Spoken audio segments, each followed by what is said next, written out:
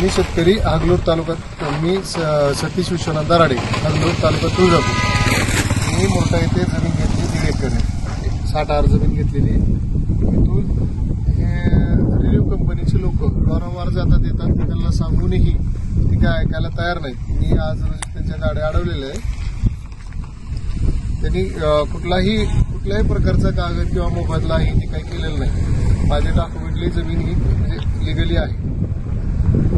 करार करून करार वगैरे काय कुठला केलेला नाही। त्यांनी कुठल्या संमती नाही काय नसताना त्यांनी आपल्या इथं त्रास द्यायला लागले आणि दामदूम करून प्रत्येक वेळेस हे करतात। मी माझं नाव हक्कूर असल्यामुळं इथं काय एवढं माझं हे नाही, त्याच्यामुळं ते मला सारखं दामदूम करून हे जातात।